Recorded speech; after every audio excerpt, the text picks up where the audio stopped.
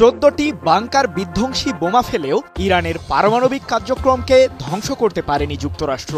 এমন তথ্যই উঠে এসেছে খোদ মার্কিন প্রতিরক্ষা দপ্তর পেন্টাগনের এক গোয়েন্দা প্রতিবেদনে। যদিও মার্কিন প্রেসিডেন্ট ডোনাল্ড ট্রাম্পের দাবি, ইরানের পারমাণবিক কেন্দ্রে বোমা হামলায় সফল হয়েছে যুক্তরাষ্ট্র। তবে শত্রুপক্ষের কোনো আগ্রাসনে থেমে থাকবে না ইরানের পারমাণবিক শক্তি অর্জনের স্বপ্ন, এমন দাবি দেশটির। বিমান হামলা কিংবা মিসাইলের আঘাতেও যখন ইরানকে প্রতিহত করতে পারছিল না ইসরায়েল, ঠিক সে মুহূর্তে যুদ্ধের ময়দানে যোগ দেয় যুক্তরাষ্ট্র। 22 জুন হঠাৎ করেই ইরানের ফোর্দো, নাতানস ও ইস্পাহান পারমাণবিক কেন্দ্রে বিমান হামলা চালায় মার্কিন কেন্দ্রীয় কমান্ড। B2 মডেলের স্টিলথ বোমারু বিমানের মাধ্যমেই এই হামলা পরিচালনা করে যুক্তরাষ্ট্র। 30,000 পাউন্ড ওজনের 14টি বোমা ইরানের পারমাণবিক কেন্দ্রগুলোতে ফেলে মার্কিন বিমান বাহিনী। অপারেশন মিডনাইট হ্যামার সাংকেতিক নামের ওই হামলার পরই নিজেদের সফল দাবি করেন মার্কিন প্রেসিডেন্ট ট্রাম্প। ইরানের ইউরেনিয়াম সমৃদ্ধকরণ ক্ষমতা সম্পূর্ণরূপে ধ্বংস করেছে মার্কিন সামরিক বাহিনী, এমন দাবি ট্রাম্পের। তবে মার্কিন প্রেসিডেন্টের এই দাবির সাথে একমত নয় পেন্টাগনের গোয়েন্দা unit defence intelligence agency DIA।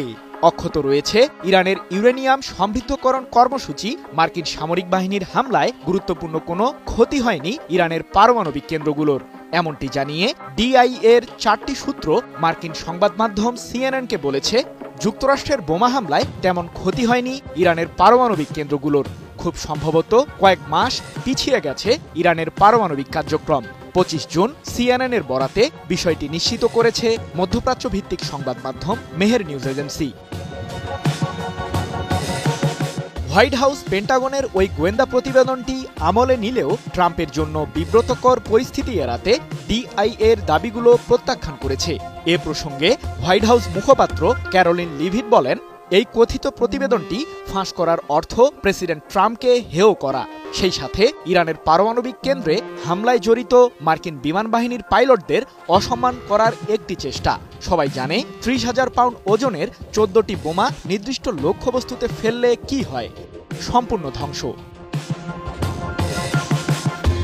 এদিকে মার্কিন প্রেসিডেন্ট ট্রাম্পের দাবিকে প্রত্যাখ্যান করেছে ইরানও। এ প্রসঙ্গে দেশটির পরমাণু সংস্থার মুখপাত্র বেহরুজ কামালভান্দি বলেন, পারমাণবিক কর্মসূচিকে আমাদের জাতি নিজেদের সত্তার সাথে গ্রহণ করেছে। শত্রুরা চাইলেই এটিকে ধ্বংস করতে পারবে না। আমাদের ক্ষমতা ও সম্ভাবনা অনুযায়ী পারমাণবিক শিল্পের বিকাশ অব্যাহত রাখব, এটি বন্ধ করা হবে না। এর আগে 23 জুন রাতে কাতারে অবস্থিত মার্কিন একটি বিমান ঘাঁটিতে মিসাইল হামলা চালায় ইরান। নিজ দেশের পারমাণবিক কেন্দ্রে যুক্তরাষ্ট্রের সামরিক বাহিনীর বোমা হামলার পরই